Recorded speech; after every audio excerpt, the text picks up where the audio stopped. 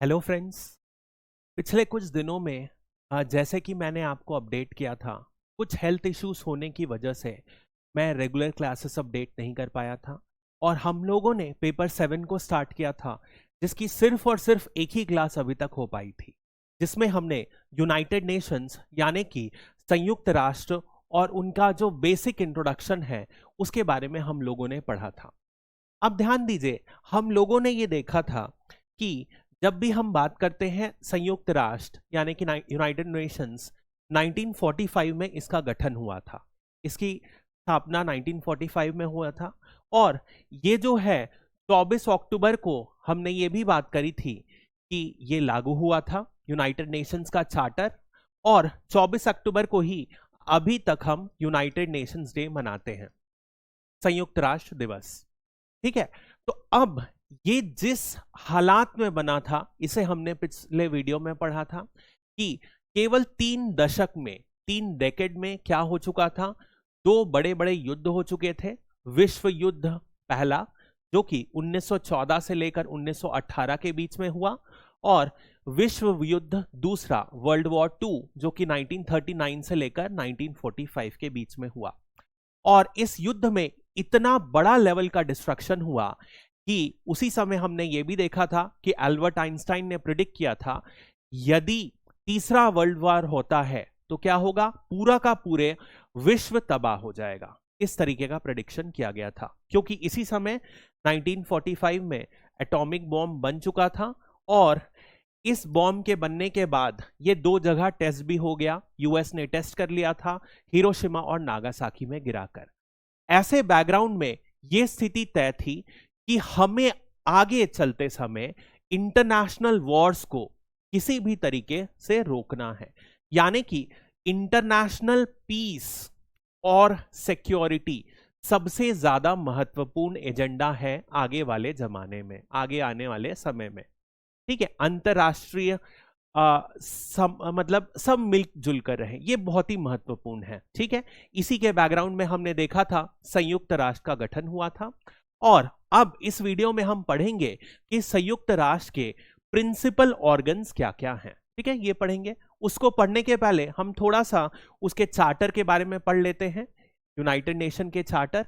जैसे कि हमने बात की थी पिछले वीडियो में, सैन फ्रांसिस्को में एक सम्मेलन हुआ था और इस कॉन्फ्रेंस के बाद क्या हुआ, इस कॉन्फ्रेंस के बाद फाइनली एक ऑर्गेनाइजेशन का गठन हुआ, जिसे हम संयुक्त राष्ट्र या यूनाइटेड नेशंस हम कहते हैं। ठीक है, अब ये जब गठन हुआ उसके बाद एक यूनाइटेड नेशन चार्टर बनाया गया था। उस चार्टर को सारे देशों से कहा गया कि आप इसे साइन करके ला के दो, और जब जितने मेंबर्स हैं वो जब साइन पेश कर देंगे तब इस ऑर्गेनाइजेशन को लागू किया जाएगा, इस चार्टर को। उसी के तहत 24 अक्टूबर 1945 को जब मेजर देशों ने ये साइन कर दिया तब ये गठन हो गया, और 26 जून को ये कॉन्फ्रेंस खत्म हुआ था, जब ये डॉक्यूमेंट को अपने अपने देश के पार्लियामेंट के द्वारा अप्रूव कराना था। सिंपल सी बात है। अब जब ये पास हो गया तो आज की डेट में ये जो संयुक्त राष्ट्र का चार्टर है वो एक तरीके से क्या है, वो एक तरीके से अंतरराष्ट्रीय कानून का दर है, उसका जो दर्जा है अंतरराष्ट्रीय कानून का दर्जा है। यानी कि कोई भी कंट्री जो इसके मेंबर हैं, आज की डेट में कितने मेंबर हैं, 193 कंट्रीज मेंबर हैं संयुक्त राष्ट्र के। सारी की सारी कंट्रीज को जो इसके प्रिंसिपल्स हैं, जो इसमें लिखा गया है, वो फॉलो करना है। यदि आप नहीं फॉलो करोगे तो आपके अगेंस्ट एक्शन लिया जा सकता है। ठीक है, तो ये जो है ये बेसिक है जो संयुक्त राष्ट्र के बारे में हमको जानना था। अब यदि हम बात करते हैं इसके उद्देश्य क्या है, तो सबसे पहला उद्देश्य क्या होगा, जैसे कि मैंने आपको बताया वर्ल्ड वॉर 2 हुए थे, तो दोबारा विश्व क्या हो, आगे कहीं पर भी वर्ल्ड वॉर की सिचुएशन ना आए, तो अंतरराष्ट्रीय शांति और सुरक्षा, इंटरनेशनल पीस एंड सिक्योरिटी को बढ़ावा मिले, और संयुक्त राष्ट्र क्या करे, एक संस्थान की तरह एक्ट करे जहां पर क्या हो, राष्ट्रों के बीच में फ्रेंडली रिलेशन बनाया जा सके। यदि 2 राष्ट्र के बीच में कोई मुद्दे हैं, जैसे कि 1950 में, 1900 और पहले जब भारत आजाद हुआ 1947 में, भारत और पाकिस्तान के बीच में कई मुद्दे थे। तो क्या हुआ, ये मुद्दा गया संयुक्त राष्ट्र के पास। तो ये क्यों गया? क्योंकि नेहरू जी का मानना था कि संयुक्त राष्ट्र एक ऐसा फेयर बॉडी बनेगा जहां पर दो देश मिलकर यूनाइटेड नेशंस के अंदर अपने मुद्दे को सॉल्व कर सकते हैं और वो जो मित्रता है वापस से ला सकते हैं। तो इसीलिए गया। ये बात अलग हुआ, उसका निर्णय कुछ और हुआ, पर ये एक उद्देश्य है जो आपको समझना पड़ेगा। इसके बाद जितनी भी अंतरराष्ट्रीय प्रॉब्लम्स हैं उसका एक फोरम बने जहां पर यूनाइटेड नेशंस एक्ट कर सके। जैसे कि आज की डेट में क्या हो रहा है, इजराइल गाजा का युद्ध चल रहा है, रशिया यूक्रेन की वॉर चल रहा है। तो सबके बीच में आप देखोगे जो सेक्रेटरी जनरल हैं वो बीच बीच में स्टेटमेंट्स देते रहते हैं। यूनाइटेड नेशंस का स्टेटमेंट आता है, जो महासभा है जनरल असेंबली वो रिजोल्यूशन पास करते रहते हैं। क्यों? क्योंकि उनका एम है कि विश्व की शांति और सुरक्षा बने रहे। ठीक है, नेक्स्ट यदि हम बात करते हैं इसका जो सिद्धांत है, इसके जो प्रिंसिपल्स क्या क्या हैं, तो सबसे पहला प्रिंसिपल जो बहुत ही महत्वपूर्ण है वो ये है कि सारे के सारे देश, कोई बड़ा हो जैसे कि अमेरिका, रशिया, कोई बड़े देश हो, या तो कोई बहुत ही छोटा देश हो, मालदीव्स हो, सिशलिस हो, श्रीलंका हो, कैरेबियन नेशन का एक छोटा सा देश हो, ये दोनों के दोनों नेशन समान हैं। इनके पास जो अधिकार हैं समान है। इसको कहा जाता है सॉवरेन इक्वालिटी, यानी कि अपने अपने मुद्दे में जिसमें उनके पास अधिकार है वहां पर संपूर्ण बराबरी है। समझ में आया? तो संप्रभु समानता, ठीक है, ये महत्वपूर्ण है। इसके बाद क्या है, हर जो राज्य हैं, जितने भी देश हैं, उनको कुछ दायित्व मिले हैं यूएन चार्टर के तहत। हर देश की जो दायित्व है, जिम्मेदारी है कि वो इन यूएन चार्टर के सारे प्रिंसिपल्स को फॉलो करें, उनका उल्लंघन ना करें। ठीक है, यही जो बेसिक है। इसके अलावा हर देश क्या करे, इंटरनेशनल पीस और सिक्योरिटी को बढ़ाने में, शांति और सुरक्षा को बढ़ाने में अपना योगदान दे। खुद वो क्या करे, कोई युद्ध को शुरुआत ना करे। यदि युद्ध चल रहा है तो अलग अलग देश क्या करें, प्रस्ताव रखें, कंट्रीब्यूशन दे, जिससे युद्ध में विराम आ सके। यही मुद्दा, मेन मुद्दा है। यानी कि पूरा का पूरा जो सबसे महत्वपूर्ण एम है वो क्या है कि इंटरनेशनल पीस और सिक्योरिटी स्टैब्लिश हो सके। अब देखिए यहां पर एक बात हुई है संप्रभु समानता की। ऐसा इसलिए हुआ क्योंकि इसके पहले याद कीजिए, हमने पिछले क्लास में पढ़ा था 1919 में क्या हुआ, ट्रीटी ऑफ वर्सेल्स हुई पीस कॉन्फ्रेंस में। इस पीस कॉन्फ्रेंस में एक और ऑर्गेनाइजेशन बना था जिसका नाम था लीग ऑफ नेशंस। इस लीग ऑफ नेशंस में आप देखोगे ये असफल रहा। 1919 में इसका स्थापन हुआ, इसका सेटअप हुआ था, लेकिन 1939 से लेकर 45 तक क्या हुआ, वर्ल्ड वॉर 2 हो गया और इसके पहले कई छोटे छोटे युद्ध हुए। यानी कि जो सबसे इंपॉर्टेंट एम था लीग ऑफ नेशंस का, उसमें वो असफल रहा। इसीलिए क्या हुआ, कहा गया कि हमें जितने भी प्रिंसिपल्स हैं जिसके कारण लीग ऑफ नेशंस फेल हो गया, हमें उनसे सीखना है, और ताकि दोबारा विश्व युद्ध ना हो, हमें उन प्रिंसिपल्स को यूनाइटेड नेशन, संयुक्त राष्ट्र के चार्टर में लाना है। तो इसी वजह से सॉवरेन इक्वालिटी यानी कि संप्रभु समानता को यहां पर इनकॉर्पोरेट किया गया था यूएन चार्टर में। ठीक है, नेक्स्ट हम बात करते हैं सदस्यता। कौन कौन सदस्य है और कौन कौन बन सकता है। तो सदस्यता आज की डेट में यदि हम बात करें तो 193 कंट्रीज जो हैं वो सदस्य हैं। कंट्रीज मैंने लिखा है, यानी कि जो राष्ट्र का दर्जा है जिसको, वो ही इसका मेंबर बन सकता है। इसी वजह से मैंने आपको बताया था ताइवान हो गया, हांगकांग हो गया, इनको राष्ट्र का दर्जा नहीं है, इसी वजह से ये यूएन का पार्ट नहीं है। ये किसके अंदर आते हैं, चाइना के अंडर आते हैं। तो यदि ताइवान का इशू उठाना है तो चाइना में ही, चाइना का ही आपको देखना पड़ेगा पूरा का पूरा इशू। बात समझ में आई? सिंपल सी बात है। यदि हम हिस्टोरिकली देखें, ऐतिहासिक तौर पर, तो कौन इसके मेंबर थे। सबसे पहले मैंने आपको बताया था, याद कीजिए, 1942 में एक यूएन डिक्लेरेशन हुई थी जब सबसे पहली बार संयुक्त राष्ट्र नाम को यूज किया गया था, ठीक है, उस समय जो अमेरिका के प्रेसिडेंट रूजवेल्ट थे, उन्होंने इस टर्म यूएन, यूनाइटेड नेशन, संयुक्त राष्ट्र का प्रयोग किया था। ये हो गया।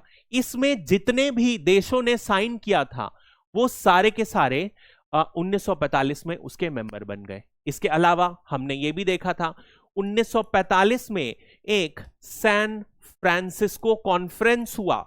इस कॉन्फ्रेंस में जितने देशों ने पार्टिसिपेट किया था, याद कीजिए कितनों ने किया था, 51 कंट्रीज, ये हमने पढ़ा है। ये भी सारे के सारे मेंबर्स बन गए यूनाइटेड नेशंस के। पर स्थिति यहां पर खत्म नहीं होती है, यहां पर तो कम ही मेंबर्स थे। तो इवन आप देखोगे 24 अक्टूबर 1945 में जब यूनाइटेड नेशंस का चार्टर का कानून लागू हुआ, तब भारत उसका मेंबर नहीं था। भारत बनता है 6 दिन बाद। तो 30 अक्टूबर 1945 में भारत भी इसका मेंबर बन गया यूनाइटेड नेशंस का। तो यदि आपसे प्रश्न पूछा जाता है क्या भारत एक फाउंडिंग मेंबर है संयुक्त राष्ट्र का? नहीं, भारत संयुक्त राष्ट्र के कानून के लागू होने के 6 दिन बाद 30 अक्टूबर का इसका मेंबर बना। ठीक है, अब देखिए प्रश्न ये भी उठता है, तो बाद में मेंबर बन सकते हैं? बिल्कुल बन सकते हैं। पिछले वीडियो में मैंने आपको बताया था आखिरी जो मेंबर बना था 2011 में बना था साउथ सूडान। ये लेटेस्ट मेंबर है, 193rd कंट्री है जो संयुक्त राष्ट्र का मेंबर बना है। यानी कि प्रावधान ये है संयुक्त राष्ट्र के चार्टर में कि कोई भी देश बनना चाहे तो बन सकता है, लेकिन उसके लिए क्या करना होगा? जो संयुक्त राष्ट्र में जो चार्टर में जो प्रिंसिपल दिए गए हैं उनका उन्हें फॉलो करना पड़ेगा। तो क्या करना चाहिए? इंटरनेशनल पीस एंड सिक्योरिटी को प्रमोट करना चाहिए। उन्हें एक शपथ लेनी पड़ेगी कि हम यूनाइटेड नेशन, संयुक्त राष्ट्र के चार्टर के जितने भी सिद्धांत हैं उनको हम फॉलो करेंगे, प्रिंसिपल्स को फॉलो करेंगे। तीसरी बात यह है कि सिक्योरिटी काउंसिल, ठीक है, ये और जनरल असेंबली, ये दोनों को क्या करना पड़ेगा? अप्रूव करना पड़ेगा कि इसे नया मेंबर बनने के लिए परमिशन दी जाती है। तो सबसे पहले सुरक्षा परिषद क्या करेगा? एक रिजोल्यूशन पास करेगा, उसमें अप्रूव हो जाना चाहिए कि फॉर एग्जांपल 2010-11 में हुआ कि साउथ सूडान को मेंबर बनना है। तो सबसे पहले आप देखोगे सिक्योरिटी काउंसिल अप्रूव किया, फिर जनरल असेंबली, महासभा अप्रूव किया, तब जाके वो नया मेंबर बन चुका है। यानी कि सिर्फ यदि राष्ट्र शपथ लेता है, एक देश शपथ लेता है कि मैं यूनाइटेड नेशंस का सारे सिद्धांतों का फॉलो करूंगा, तो नहीं बनेगा। उसके बाद एक प्रोसीजर है जहां पर सुरक्षा परिषद और महासभा को एसेंट देना पड़ेगा, उन्हें रिजोल्यूशन में अप्रूवल देना पड़ेगा कि हम इसकी सदस्यता को मंजूरी देते हैं, तभी जाके वो मेंबर बनेंगे। ठीक है, कैसे होता है, कितने % होता है, ये हम देखेंगे आगे। 2/3 महासभा 2/3 देते हैं और सुरक्षा परिषद 15 में से 9 लोग हैं हाँ बोलते हैं। ये आगे हम देखेंगे क्या है। दोनों क्या है? ये दोनों प्रिंसिपल ऑर्गन्स है। तो अगली हम उसी की बात कर रहे हैं कि कौन कौन से प्रिंसिपल ऑर्गन्स हैं संयुक्त राष्ट्र के, मतलब कि मुख्य इकाई कौन कौन से हैं संयुक्त राष्ट्र के। सबसे पहला जो हम पढ़ेंगे वो क्या है? वो है जनरल असेंबली, जिसे हम महासभा कहते हैं। यदि हम जनरल असेंबली की बात करें तो क्या है? जितने भी देश यूनाइटेड नेशन, संयुक्त राष्ट्र के मेंबर हैं, सारे के सारे मेंबर क्या हैं? वो जनरल असेंबली, महासभा के सदस्यता हासिल कर लेते हैं। यानी कि सभी के सभी जो संयुक्त राष्ट्र के मेंबर होंगे उनके मेंबर जनरल असेंबली में जरूर मौजूद रहेंगे। और आमतौर पर देखा जाता है कि हर देश, जैसे इंडिया है, तो ये अपने अपने रिप्रेजेंटेटिव्स को, प्रतिनिधित्व को सेलेक्ट करते हैं। तो ये 2 से 5 मेंबर्स को सेलेक्ट करते हैं जो भारत को रिप्रेजेंट करता है। अब हर समय प्रधानमंत्री मोदी तो जाएंगे नहीं, तो कौन जाएगा? आमतौर पर कुछ रिप्रेजेंटेटिव्स जाते हैं, यूएन डेलीगेट्स जाते हैं, जो भारत को न्यूयॉर्क में जनरल असेंबली में रिप्रेजेंट करते हैं। इसका हेडक्वार्टर कहां है? आप देखोगे सारे के सारे जो 6 प्रिंसिपल ऑर्गन्स हैं, सारे के सारे, इनका सबका हेडक्वार्टर है न्यूयॉर्क में, एक्सेप्ट जो है इंटरनेशनल कोर्ट ऑफ जस्टिस, इसका जो हेडक्वार्टर है हेग में है, ये है नीदरलैंड्स में। बाकी सारे के सारे का हेडक्वार्टर कहां पर है? यूएसए में, न्यूयॉर्क सिटी में। ठीक है, तो ये जो है हमने देख लिया। अब इसका कब गठन हुआ? 1945 में ही गठन हुआ। और यदि आप देखोगे तो आज की डेट में इसके जो हेड हैं वो है डेनिस फ्रांसिस। ठीक है, बात करते हैं इसका कार्य और शक्तियां की, पावर्स एंड फंक्शंस की। सिंपल सी बात है यार, यदि हम इसके पावर की बात कर रहे हैं तो ये एक ऐसी बॉडी है जहां पर सारे मेंबर्स पार्टिसिपेट करते हैं। तो कोई भी मुद्दा जो है जो पूरे के पूरे विश्व के लिए महत्वपूर्ण है, जो ऐसा मेंबर्स को, सदस्यों को लगता है कि विश्व की आर्थिक शांति या किसी भी तरीके से सामाजिक या कोई भी प्रकार से विश्व के लिए महत्वपूर्ण मुद्दा है, वो इस असेंबली में उठाया जाता है। ठीक है, तो इसी वजह से आप देखोगे यहां पर क्या है, यहां पर all important propositions of United Nations सारे के सारे उठाए जाते हैं। ठीक है, तो चाहे वो यूनाइटेड नेशन के चार्टर में सारे के सारे मुद्दे आ जाते हैं। ठीक है, चाहे वो पीस से रिलेटेड हो, चाहे वो इकोनॉमी से रिलेटेड हो, चाहे वो सोशल ऑर्डर से रिलेटेड हो, या इंटरनेशनल कोई भी पर्सपेक्टिव में हो, सारे के सारे मुद्दे को यहां पर उठाया जाता है। ठीक है, इसके अलावा आप देखोगे ये क्या करते हैं, ये सुरक्षा परिषद को यानी कि सिक्योरिटी काउंसिल को क्या कर सकते हैं, डायरेक्ट कर सकते हैं, भैया ये प्रॉब्लम है, आप इस मुद्दे को लेके करो। ठीक है, तो इसका ध्यान केंद्रित कर सकते हैं। बात समझ में आई? ये जनरल असेंबली बोल सकती है कि सिक्योरिटी काउंसिल, भैया यहां पर मुद्दे की प्रॉब्लम हो रही, इस इशू में कोई दिक्कत हो रही है, जहां हमें लगता है कि अंतरराष्ट्रीय शांति भंग हो सकती है, तो आप इसमें कुछ काम करो। ठीक है, ये ऐसा किया जा सकता है। इसके बाद जितना भी बजट है, ठीक है, कोई नए मेंबर्स को सेलेक्ट करना है तो क्या होता है, ठीक है, नए मेंबर्स को सेलेक्ट करना है, या तो हम देखेंगे सुरक्षा परिषद में 10 नॉन परमानेंट मेंबर्स हैं, उनका सिलेक्शन करना हो। ठीक है, इंटरनेशनल जो कोर्ट है उस कोर्ट में भी टोटल मेंबर्स का जो सिलेक्शन करना रहता है, वहां पर भी जनरल असेंबली का एक महत्वपूर्ण योगदान रहता है। यदि यूएन का जो संयुक्त राष्ट्र का जो बजट पास करना है, उसमें भी जो महासभा है वो एक महत्वपूर्ण, वो पास करेगी तभी जाके यूएन को बजट मिलेगा। अगली हम बात करते हैं वोटिंग कैसे होती है। तो हर सदस्य के पास 1 मेंबर हैज 1 वोट। ये बात इसलिए इतनी ऑब्वियस लग रही है क्योंकि अभी हमने इंपॉर्टेंट ऑर्गेनाइजेशन जैसे कि आईएमएफ, वर्ल्ड बैंक नहीं पढ़ा है। वहां पर हर सदस्य के पास 1 वोट होता है, लेकिन उस वोट की वैल्यू अलग अलग होती है। जितना पैसे आपने संस्थान में दिया है उतना ज्यादा वोटिंग होती है। पर यहां पर आप देखोगे यूनाइटेड नेशंस में सारे मेंबर के पास, सारे सदस्यों के पास एक ही वोट होता है, उस वोट की वैल्यू बराबर होती है, एक्सेप्ट 1-2 जगह जो हम आगे पढ़ेंगे।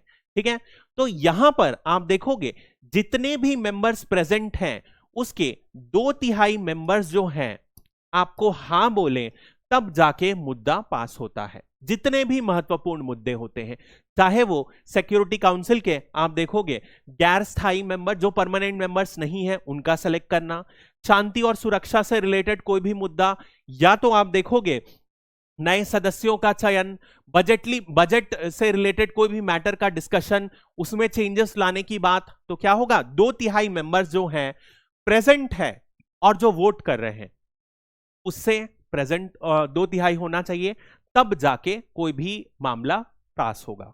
नेक्स्ट यदि हम बात करते हैं जनरल असेंबली, इसमें बहुत सारे अलग अलग ऑर्गन्स हैं, सहायक संस्थान हैं। जैसे कि आप देखोगे सब्सिडियरी बॉडीज में आता है human right council, डिसआर्मामेंट commission, international law commission, ऐसे बहुत सारे सब्सिडियरी ऑर्गेनाइजेशंस हैं। और यदि आप इसके साथ इकोनॉमिक और सोशल काउंसिल देखोगे तो ये दोनों संस्थान के साथ मिलकर बहुत सारे ऑर्गेनाइजेशन हैं। इन छोटे छोटे ऑर्गेनाइजेशन को भी हम आगे कुछ वीडियोस में डिस्कस करेंगे। ठीक है, नेक्स्ट हम बात करते हैं सुरक्षा परिषद की। अब देखिए सुरक्षा परिषद की स्टोरी में आपको बताता हूं ऐसा, जैसे कि मैंने आपको बताया 1919 में लीग ऑफ नेशंस का गठन हुआ था। अब इस लीग ऑफ नेशंस में क्या हुआ था, इसके यदि हम सदस्यता देखें तो जो विश्व का सबसे स्ट्रांग मेंबर था अमेरिका, उसे यहां पर एंट्री नहीं मिली थी, उसने ज्वाइन ही नहीं करना चाहा। दूसरा जो रशिया का बड़ा ऑर्गेनाइजेशन था यूएसएसआर, सोवियत यूनियन, संयुक्त सोवियत यूनियन, अब इस सोवियत यूनियन को 1925 तक एंट्री नहीं मिली थी लीग ऑफ नेशंस में। यानी कि विश्व के दो जो सबसे पावरफुल राष्ट्र थे उन्हें लीग ऑफ नेशंस में एंट्री ही नहीं मिली। इस वजह से माना जाता है लीग ऑफ नेशंस का फेलियर का सबसे बड़ा कारण क्या है, क्योंकि जो पावरफुल कंट्री थे उन्हें एंट्री नहीं मिली। तो यहां पर जब यूनाइटेड नेशंस को बनाया गया तो एक सबसे स्ट्रांग बॉडी बनाई गई जिसका नाम था सिक्योरिटी काउंसिल, सुरक्षा परिषद। और इस परिषद में यह माना गया था कि जितने भी विश्व के पावरफुल लीडर्स होंगे, पावरफुल राज्य होंगे, कंट्रीज होंगे, उनको यहां पर जगह दी जाएगी और उन्हें एक विशेष अधिकार दिया जाएगा कि सबसे पहले वो इस काउंसिल के, इस परिषद के परमानेंट मेंबर्स रहेंगे। ठीक है, वो स्थायी सदस्यता मिलेगी उन्हें और उन्हें वोट पे वीटो मिलेगा। वीटो मतलब कि यदि वो किसी भी रिजोल्यूशन को मना कर देते हैं तो क्या होगा, वो रिजोल्यूशन पास नहीं हो सकता। यानी कि अब सिक्योरिटी काउंसिल में कोई भी रिजोल्यूशन पास करना है तो क्या होना चाहिए, सारे के सारे जितने भी परमानेंट मेंबर्स हैं वो सारे के सारे परमानेंट मेंबर्स को यस बोलना पड़ेगा और उसके बाद 15 में से 9 मेंबर को भी हां बोलना पड़ेगा। यस ना भी बोले तो कम से कम वीटो ना करें। यदि वीटो कर दिए तो वो जो रिजोल्यूशन है वो खत्म हो गया। सारे के सारे 14 बचे कुचे 14 यदि मेंबर्स ने भी हां बोला तब भी वो रिजोल्यूशन पास नहीं होगा। यानी कि वीटो क्या है, वीटो है एक प्रकार का नेगेटिव वोट। एक बार कोई भी जो मेंबर है, परमानेंट मेंबर जिसे हम P5 कहते हैं, कोई भी ये P5 मेंबर्स ने इसे वोट वीटो में कर दिया तो वो जो प्रस्ताव है वो कभी भी पास नहीं हो सकता। ठीक है, कौन कौन से हैं ये मेंबर देख लेते हैं। तो ये जो मेंबर्स हैं, सबसे पहले जो आता है यूएसए, अमेरिका। ठीक है, यदि यहां पर देखें तो ये आता है यूनाइटेड किंगडम, यहां पर देखें तो आता है फ्रांस, ये देखें तो आता है रशिया, यहां पर आता है चाइना। 5 मेंबर्स हैं, इन 5 मेंबर्स को कहा जाता है P5। ये जो छोटा सा ब्लू है ये फ्रांस की ही एक कॉलोनी है जिसे हम कहते हैं फ्रेंच गुयाना। ठीक है, ये फ्रांस की ही टेरिटरी है, ये कोई छठा राज्य नहीं है, छठा देश नहीं है जिसे परमानेंट की मेंबर की सदस्यता मिली है। बात समझ में आई, ये फ्रांस का ही पार्ट है। तो ये 5 देशों को P5 का दर्जा मिला है। यानी कि ये वही राज्य हैं, यदि आप देखोगे तो वर्ल्ड वॉर 2 में यही राज्य हैं, यही देश हैं जिन्होंने जीत हासिल की थी। इन्होंने क्या देखा, इन्होंने अपने आप को ज्यादा पावर दिया, अपने आप को परमानेंट जगह दी एक सिक्योरिटी काउंसिल में और खुद को एक पावर दिया जिसे कहते हैं वीटो। बात समझ में आई, बहुत ही महत्वपूर्ण है। यदि हम सुरक्षा परिषद की बात करें तो जितने भी ऑर्गन्स हैं उसमें सबसे ज्यादा जो पावरफुल ऑर्गन क्या है, वो है सिक्योरिटी काउंसिल। यही एक मात्र ऐसा ऑर्गेनाइजेशन है जो क्या कर सकता है, किसी भी मेंबर के ऊपर अपने ऑर्डर थोप सकता है। आपको यह फॉलो करना पड़ेगा और यदि आपने नहीं किया तो हम क्या करेंगे, हम आपके खिलाफ सिक्योरिटी एक्शंस लगा सकते हैं, हम आपके ऊपर मिलिट्री यूज कर सकते हैं, इकोनॉमिक सैंक्शंस लगा सकते हैं। यानी कि हम आपको मजबूर कर सकते हैं कि आप हमारे दिए आदेशों का पालन करो। और इसी वजह से इतना महत्वपूर्ण ऑर्गेनाइजेशन है, इसी वजह से प्रधानमंत्री मोदी जी हैं लगातार क्या बोल रहे हैं, हमें यूनाइटेड नेशन सिक्योरिटी काउंसिल में एक परमानेंट मेंबर की सीट चाहिए। ठीक है, यही है। अब कितने मेंबर्स होते हैं टोटल, क्या सारे मेंबर्स होते हैं? नहीं, ये जनरल असेंबली महासभा की तरह नहीं है, इसमें टोटल 15 मेंबर होते हैं। ठीक है, अब 15 में से P5 तो हम लोगों ने देख लिया जो फिक्स है, बचे कुचे कितने बचे? 10 मेंबर बचे। ये 10 मेंबर जो हैं ये केवल और केवल 2 साल के लिए सेलेक्ट किए जाते हैं। ठीक है, अब इनका चयन कैसा होता है? इनका चयन होता है यूनाइटेड नेशन जनरल असेंबली, महासभा इनका चयन करती है। 2/3 जैसे हमने देखा जितने भी प्रेजेंट रहते हैं 2/3 लोग जब इनका समर्थन करते हैं तब उन्हें नॉन परमानेंट मेंबर के रूप में 2 साल के लिए सदस्यता मिलती है। इस 2 साल के बाद तुरंत अगले ही जो टर्म है उसमें इनको मेंबरशिप के लिए एलिजिबल नहीं रहते हैं, लेकिन हाँ उसके बाद फिर ये एलिजिबल हो जाते हैं। कब गठन हुआ? उसी समय हुआ 1945 में। आप देखोगे सबसे महत्वपूर्ण क्या काम है? इन्हीं का काम है इंटरनेशनल पीस एंड सिक्योरिटी को प्रमोट करना। इनके पास है कि हर जो भी यूज करो, साम दाम दंड भेद, ये जो कहा जाता है, कुछ भी करके आपको पूरे विश्व भर में शांति बनाए रखना है, ये इनका मुख्य काम है। ठीक है, तो यदि हम इनके बारे में बात करते हैं, शांति और सुरक्षा प्रमोट करना, इस शांति और सुरक्षा के लिए ये क्या करते हैं? ये लगातार रिपोर्ट पेश करते हैं। ये महासभा यानी कि यूनाइटेड नेशन जनरल असेंबली को रिपोर्ट करते हैं। ये हर समय डिस्कशन में रहते हैं कि कौन से ऐसे तत्व हैं जिसकी वजह से क्या हो सकता है, अंतरराष्ट्रीय शांति और सुरक्षा भंग हो सकती है। उन्हें काउंटर करने के लिए क्या हो सकता है? ये सबसे पहले बातचीत करेंगे, यानी कि डिप्लोमेटिक एफर्ट्स लेंगे, कूटनीति का प्रयोग करके उन मुद्दों का निवारण करने की कोशिश करेंगे। यदि इससे भी नहीं हुई तो ये क्या करेंगे? मिलिट्री एक्शंस भी ले सकते हैं, सैन्य कार्रवाई, ठीक है, मिलिट्री एक्शन ले सकते हैं, ठीक है, उनके खिलाफ ले सकते हैं। जैसा कि आपने देखा होगा अफगानिस्तान में यूनाइटेड नेशन की आर्मी थी, वो इन्हीं के द्वारा, सुरक्षा परिषद के द्वारा ऑथराइज्ड थी। आपने देखा होगा इराक में थी। ऐसे बहुत सारी कंट्रीज में मेंबर्स गए हैं और संयुक्त राष्ट्र के ऑथराइजेशन के बाद वो क्या करे हैं, वहां पर शांति लाने की कोशिश किए हैं ग्राउंड लेवल पर। इसके अलावा कोई भी, जैसे हमने देखा, न्यू मेंबर चाहिए यूनाइटेड नेशंस का, तो सिक्योरिटी काउंसिल रिकमेंड करती है जनरल असेंबली को। ऐसा ही यदि कोई जज है आईसीजे का, हम आगे देखेंगे आईसीजे का जज का भी अपॉइंटमेंट ऐसा ही होता है। यूनाइटेड नेशन सिक्योरिटी काउंसिल, सुरक्षा परिषद, महासभा को, जनरल असेंबली को रिकमेंड करती है कि आप इनका चयन करो, तब जाके चयन होता है। यानी कि अंतरराष्ट्रीय शांति और सुरक्षा के लिए ये कोई भी महत्वपूर्ण कदम ले सकते हैं, और यूनाइटेड नेशन, संयुक्त राष्ट्र के जितने भी महत्वपूर्ण चयन होते हैं वो सुरक्षा परिषद के अप्रूवल के बिना नहीं किए जा सकते। बात समझ में आई? इसके बाद आप देखोगे महासभा के महासचिव, आगे हम देखेंगे सेक्रेटरीट के जो चीफ रहते हैं, सेक्रेटरी जनरल, वो भी इनके द्वारा ही नियुक्त किए जाते हैं। कुछ जगह आपने देखा होगा इस तरीके के मेंबर्स हैं, इन्हें कहते हैं ब्लू कैप सोल्जर्स। ठीक है, क्या कहते हैं इन्हें? Blue cap soldiers. ये यूनाइटेड नेशन के सोल्जर्स हैं।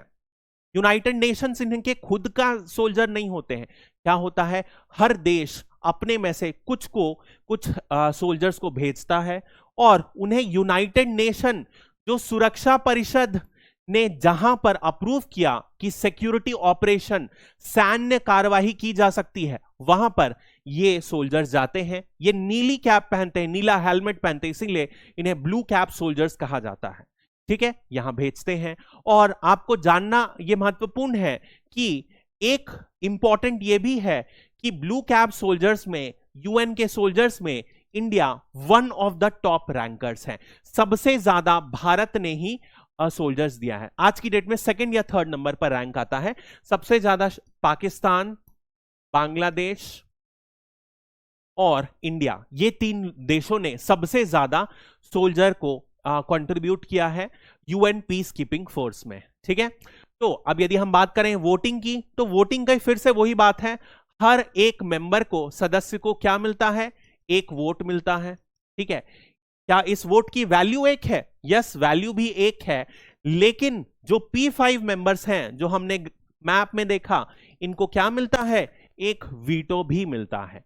कोई भी मुद्दे को पास होने के लिए 15 जो मेंबर्स हैं टोटल, उसमें में से 9 लोगों ने यदि हां बोल दिया और किसी भी परमानेंट मेंबर ने P5 ने वीटो यूज नहीं किया, तो वो रिजोल्यूशन जो है वो पास हो जाता है। ठीक है, नेक्स्ट हम बात करते हैं अगला महत्वपूर्ण प्रिंसिपल ऑर्गन जो है इकोनॉमिक एंड सोशल काउंसिल, आर्थिक और सामाजिक परिषद। ये भी एक बहुत महत्वपूर्ण ऑर्गन है। अब यदि इसका देखें, इसकी स्थापना भी सेम वहीं पर हुई 45 में, मुख्यालय फिर वही है जैसे मैंने आपको बताया न्यूयॉर्क में। अब इसका एम क्या है, नाम सही समझ में आ रहा है, इकोनॉमिक एंड सोशल, जितने भी आर्थिक मुद्दे होंगे और सामाजिक मुद्दे होंगे उनके लिए इस संस्थान का गठन किया गया। क्यों हुआ, क्योंकि याद कीजिए मैंने आपको बताया था वर्ल्ड वॉर 2 जब विश्व युद्ध 2 खत्म हुआ तो बहुत सारे आर्थिक चुनौतियां आई थी, पूरा का पूरा यूरोप खत्म हो चुका था, बहुत सारे सामाजिक इशू आए थे, जैसे कि बहुत सारी विडोस विधवा हो गई थी, ठीक है, बच्चे अनाथ हो गए थे, काम करने के लिए औरतों को सामने आना पड़ा था। अब इसकी वजह से बहुत सारी चुनौतियां आई थी। इन सारी सामाजिक चुनौतियों के लिए कैसे वो समाज को प्रभावित करेगी, उनके लिए एक ऐसे संस्थान का गठन किया गया जिसमें लगातार अध्ययन किया जा सके अंतरराष्ट्रीय स्तर पर, और अध्ययन करने के बाद स्टडी प्लस रिसर्च पूरा का पूरा अध्ययन किया जाए, और ये क्या करें, ये मेजर्स को रिकमेंड करें ताकि विश्व का आर्थिक और सामाजिक विकास हो सके। इसी वजह से इसका गठन किया गया। ठीक है, तो टोटल इसके जो है 54 मेंबर्स होते हैं। इस 54 मेंबर्स में आप देखोगे 18 सदस्य जो हैं हर 3 वर्ष के लिए सेलेक्ट होते हैं, यानी कि इस साल 18 सदस्य हुए, अगले साल फिर 18 होंगे, हर 3-3 साल में उनका रिटायरमेंट होते जाता है। तो एक कंटिन्यूएट साइकिल रहे और कभी भी ऐसा ना हो कि कोई भी मतलब अचानक से पूरा का पूरा संगठन खाली हो जाए। इसी वजह से इसे ऐसा टेन्योर में बनाया गया है। अब इसमें क्या है, जैसे ही टेन्योर खत्म हुआ आप देखोगे इनका फिर से चुनाव हो सकता है, ये दोबारा से सेलेक्ट हो सकते हैं। याद कीजिए हमने क्या किया, यूनाइटेड नेशन सिक्योरिटी काउंसिल, वहां पर तुरंत चुनाव पॉसिबल नहीं है नॉन परमानेंट मेंबर्स का। इसमें जो 54 मेंबर्स जो हैं, 54 मेंबर्स, उन्हें किस आधार पर सेलेक्ट किया जाता है, भौगोलिक आधार पर सेलेक्ट किया जाता है। यानी कि आप देखोगे हर कॉन्टिनेंट वाइज एक कोटा दिया गया है। तो अफ्रीका का आप देखोगे 14 कोटा है। इसके बाद यदि मैं एक छोटा सा वर्ल्ड मैप बनाने की कोशिश करूं तो हम कोटा को समझने की कोशिश करते हैं।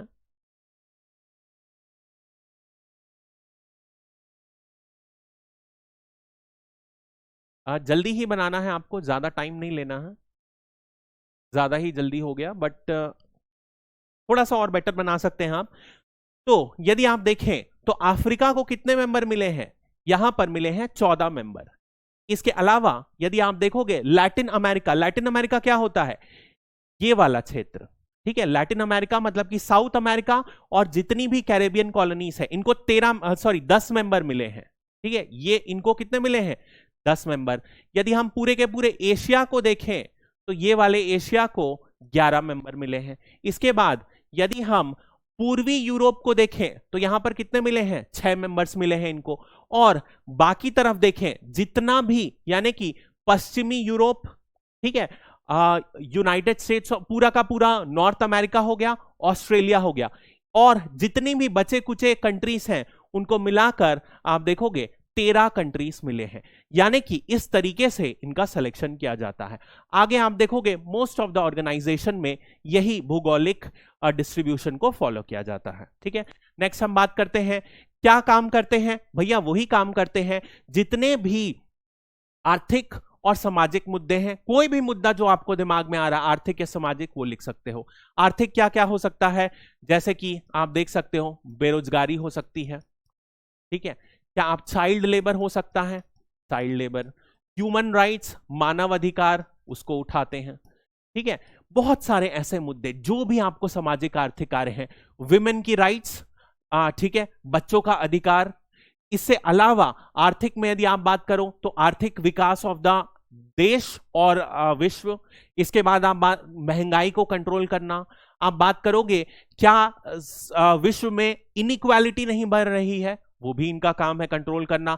जो समान दर पर ग्रोथ हो रही है, ऐसा ना हो कि कोई देश बहुत तेजी से ग्रो कर रहा है, कोई कम ग्रो कर रहा है, इस तरीके के सारे मुद्दे के लिए क्या करते हैं, ये रेगुलर मीटिंग करते रहते हैं। यदि इनको कोई सुझाव समझ में आता है तो वो क्या करते हैं, रिपोर्ट बनाते हैं। इस रिपोर्ट को बनाने के अलावा ये रेगुलर तौर पर कन्वेंशंस, कॉन्फ्रेंसेस ऑर्गेनाइज करते रहते हैं और दूसरे जो इनके ऑर्गेनाइजेशंस हैं जैसे कि महासभा है, जनरल असेंबली, उनको पेश करते हैं और उनसे कोशिश करते हैं कि जो भी इन्होंने प्रस्ताव दिया वो पास हो जाए और वो यूनाइटेड नेशन, संयुक्त राष्ट्र के चार्टर में ही इनकॉर्पोरेट हो जाए। ऐसा इनका लक्ष्य है। अगली हम बात करते हैं इनके वोटिंग की। फिर वही, हर मेंबर को क्या होगा, हर सदस्य को एक वोट मिलेगा और इस वोट की जो वैल्यू होगी वो भी एक होगी। टोटल कितने मेंबर हैं, 54 मेंबर हैं।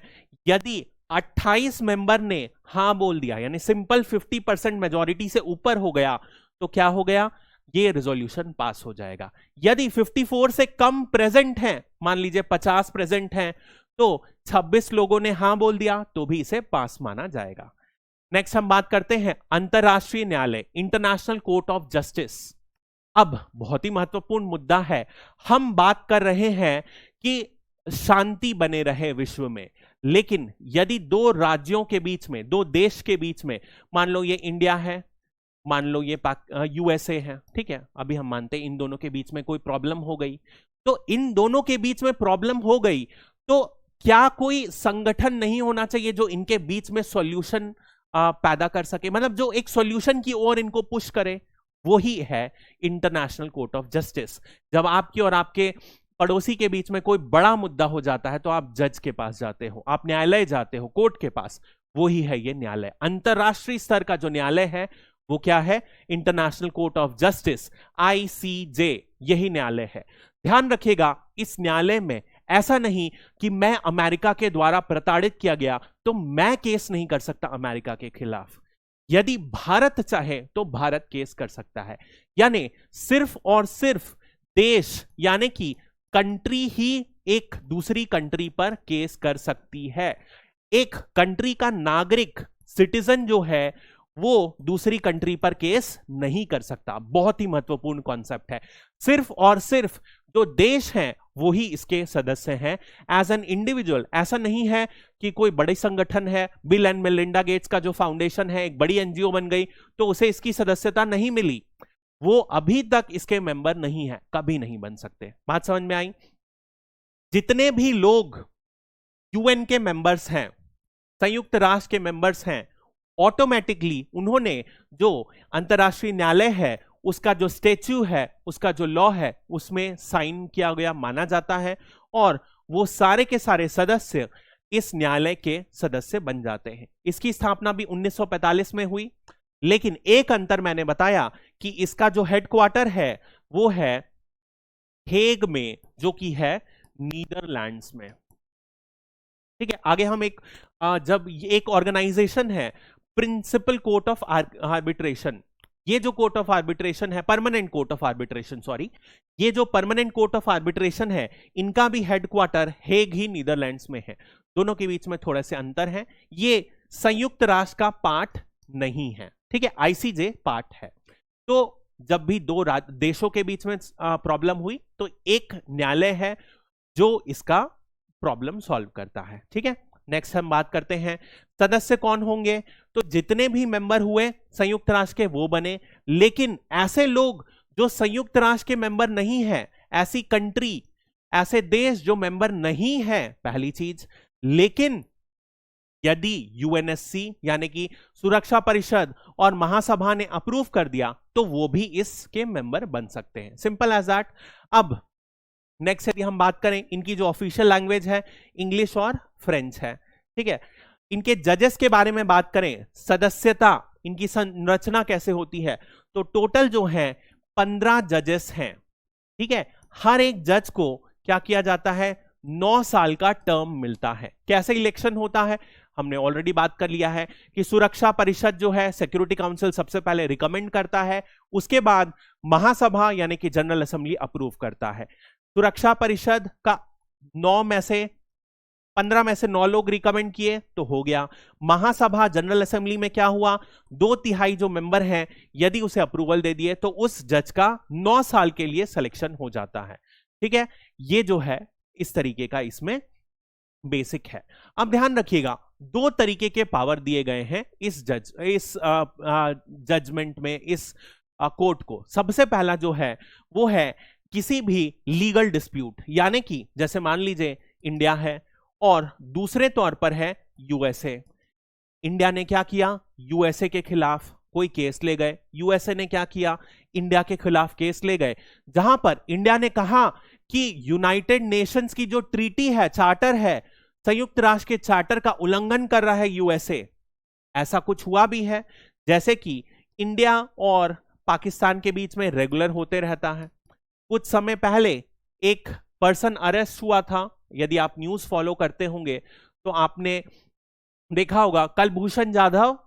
ठीक है, जाधव जी को अरेस्ट किया गया था, तो इस मुद्दे को लेकर भारत कहां चले गया था, इसी कोर्ट पे चले गया। कोर्ट ने ऑर्डर दिया कि जो पाकिस्तान ने अरेस्ट किया है कलभूषण जाधव को वो गलत है और उन्हें छोड़ने का आदेश दिया। ठीक है, ऐसे लीगल ओपिनियन में जहां पर क्लियर श्योरिटी है कि कौन गलत है कौन सही है। दूसरे तौर पर आप एडवाइस भी ले सकते हो, एडवाइस लेने के लिए कि इस मुद्दे में हमें क्या करना चाहिए, यह भी कोई भी देश मांग सकता है। ठीक है, नेक्स्ट हम बात करते हैं 2 देशों के बीच में, मान लीजिए इंडिया और यूएस है, इन दोनों के बीच में कोई प्रॉब्लम हुई तो कैसे सॉल्यूशन आएगा इस पूरे कोर्ट के द्वारा। सबसे पहले ये दोनों गए आईसीजे के पास। ठीक है, दोनों लोग गए, भैया हमें ये दिक्कत है यूएस से, यूएस बोला इंडिया हमारा ये बिगाड़ रहा है। तो क्या हुआ, सबसे पहला तरीका क्या है, ये जब जजमेंट देगा तो इस जजमेंट के आधार पर इंडिया या यूएस जिसके भी अगेंस्ट दिया उसको फॉलो करना पड़ेगा, तो ये केस खत्म हो गया। दूसरा क्या हुआ, जैसे कि कोर्ट में होता है, जब 2 परिवार कोर्ट में जाते हैं तो क्या होता है, समझ में आता है यार सोसाइटल लेवल पर बदनामी हो रही है, सामाजिक बदनामी हो रही है, आर्थिक नुकसान हो रहा है, तो हम क्या करते हैं, दोनों म्यूचुअल सॉल्यूशन खोज लेते हैं। तो यूएस ने क्या बोला कि चल भैया इंडिया, मैं मानता हूं तुम यूएस में गलत हूं, तो मैं केस बाहर निकाल लेता हूं, तुम भी केस वापस ले लो और हम दोनों एक सॉल्यूशन पर अराइव कर जाते हैं। ऐसा हो सकता है, तो इस तरीके से सॉल्यूशन आ सकता है जहां पर आईसीजे का यूज किया जा सकता है। किसी भी स्तर पर जब इंडिया या यूएस इस कोर्ट में होंगे तो यहां पर सॉल्यूशन निकाला जा सकता है। बात समझ में आई। अगली हम बात करते हैं जो है सेक्रेटरीट यानी कि सचिवालय। अब सचिवालय के जो हेड होते हैं, ये नाम देख रहे हैं, ये पर्सन को आप देखे होंगे, बहुत बार न्यूज में बोलते हैं, इनका नाम है एंटोनियो गुटेरेस। ये पोर्चुगीज के हैं, ठीक है, पोर्चुगल के हैं, ये महासचिव हैं। अब महासचिव का काम क्या है, जैसे कि बहुत सारे ऑर्गन्स हैं, आपने देख लिया, एक है महापरिषद, दूसरा है सिक्योरिटी काउंसिल, तीसरा है इकोनॉमिक एंड सोशल काउंसिल, बहुत सारे क्या है डिपार्टमेंट की तरह है यूनाइटेड नेशंस के अंदर। तो इन सब, और इसके अंदर भी बहुत सारी संस्थानें हैं, तो इन सब के बीच में कोऑर्डिनेशन लाने के लिए एक डिपार्टमेंट होना चाहिए जो सबके बीच में कोऑर्डिनेशन लाए। वो क्या है, वो काम करता है सेक्रेटरीट। जैसे कि उदाहरण के तौर पर आप समझ सकते हो, कोई भी मिनिस्ट्री हो, उस मिनिस्ट्री के अंदर बहुत सारे डिपार्टमेंट होते हैं, उस डिपार्टमेंट के बीच में कोऑर्डिनेशन करने के लिए एक मंत्री सेलेक्ट होता है जो यही मिनिस्टर होता है, तो वही काम करते हैं ये।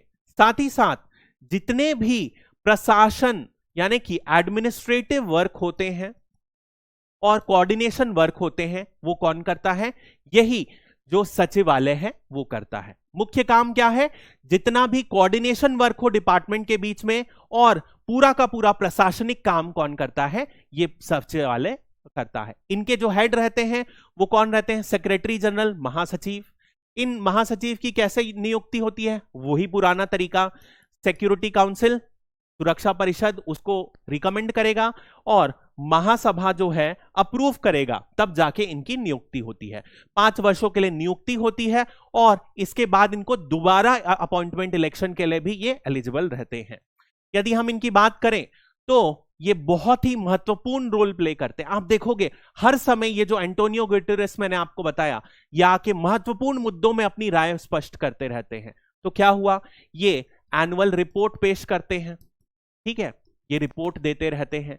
किसी भी मुद्दे में इन्हें लगे कि यहां पर अंतरराष्ट्रीय सुरक्षा या शांति भंग हो रही है, तो ये उस मुद्दे में आकर क्या कर सकते हैं, ये सिक्योरिटी काउंसिल की बैठक बुला सकते हैं, ये बोल सकते हैं महासभा को कि आप इस मैटर के ऊपर डिस्कशन कीजिए। बहुत ही इंपॉर्टेंट है। ये पूरे के पूरे यूनाइटेड नेशंस के एजेंडा को डायरेक्ट कर सकते हैं कि इसको डिस्कस करो भाई, ये बहुत महत्वपूर्ण मुद्दा है।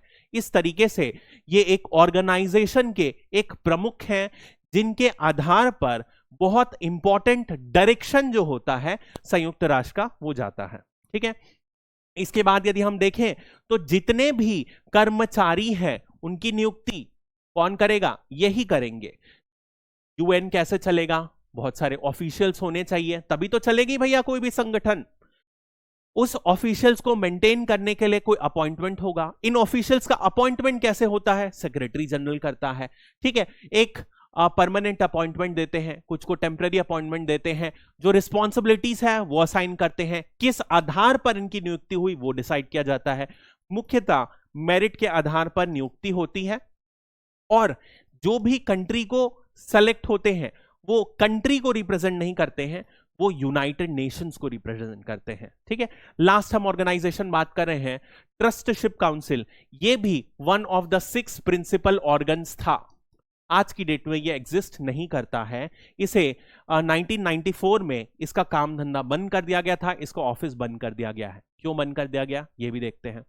देखो यहां पर यदि आप देखोगे तो 1945 में क्या हुआ, जब वर्ल्ड वॉर खत्म हुआ तो बहुत सारी छोटी छोटी कॉलोनीज थी, ये देख रहे हो, छोटे छोटे देश थे जिनमें जो किसी ना किसी कॉलोनियल पावर की कॉलोनी थी, उन्होंने कब्जा कर रखा था। चाहे ऑस्ट्रेलिया हो, बेल्जियम हो, यूके हो, फ्रांस हो, जापान हो, ये सारे छोटे छोटे कॉलोनीज थी, उन्हें अपना कब्जा बनाकर रखे हुए थे। अब एक बात साफ हो गई थी, सारे देशों ने कह दिया कि 1945 के बाद हम ये कॉलोनी वाला चक्कर खत्म करेंगे भैया। तो ये करने की वजह से एक संस्थान का निर्माण किया गया, गठन किया गया, ट्रस्टशिप काउंसिल, न्यास परिषद। इसका मुख्य एम क्या था कि जितने भी ये छोटी छोटी कॉलोनीज थी उन्हें क्या किया जाए, उन्हें इस ट्रस्ट को दे दिया जाए, और वो ये ट्रस्टशिप काउंसिल क्या करेगी, उनके विकास की पूरी प्रयास करेगी। तो पूरे के पूरे जो कॉलोनी है उनका विकास करेगी, और वहां पे रहने वाले लोगों का भी विकास करेगी। और ऐसा करने के लिए क्या होगा, ऐसा करने के लिए कोशिश किया जाएगा कि ये जितने भी छोटे छोटे कॉलोनीज हैं ये या तो एक नया देश बन जाए, या आजू बाजू एक इंडिपेंडेंट स्ट्रक्चर रहे कि ये किसी आजू बाजू वाले बड़े देश के ऊपर निर्भर ना रहे। एक इंडिपेंडेंट स्टेटस हो जाए जिससे ये अपनी इकोनॉमी के, अपने लोगों को अच्छे से विकास की राह की ओर चले गए। तो ऐसा किया गया, और बहुत ही महत्वपूर्ण, बहुत ही सक्सेसफुल ऑर्गेनाइजेशन है, क्योंकि फाइनली क्या हुआ, 1994 में ही आप देखोगे एक लास्ट कंट्री थी पलाऊ, उसे आजादी मिली, और उस आजादी मिलने के बाद 1 महीने बाद ही इस पूरे के पूरे ऑर्गेनाइजेशन का काम खत्म हो गया। उसके बाद से अब ये चैप्टर क्लोज है। तो आज की डेट में मुख्य कितने ऑर्गन्स हैं, 5 प्रिंसिपल ऑर्गन्स हैं। ट्रस्टशिप काउंसिल का कोई भी रोल नहीं है। 1994 के बाद से अभी तक कोई भी मीटिंग नहीं हुई है, ठीक है। तो ये था यूनाइटेड नेशंस के प्रिंसिपल बॉडीज के बारे में। अगले वीडियो में हम और ज्यादा अदर बॉडीज के बारे में बात करेंगे, जो इंपॉर्टेंट बॉडीज रहेंगे उनके बारे में डिस्कस करेंगे, और इस तरह आगे बढ़ेंगे। आई होप आपको पसंद आया होगा, और यदि किसी भी प्रकार का डाउट है तो आप कमेंट कर सकते हैं। इस नंबर पर भी आप मुझे मैसेज कर सकते हैं, मैं पर्सनली आपको रिप्लाई करूंगा। Thank you and have a great day.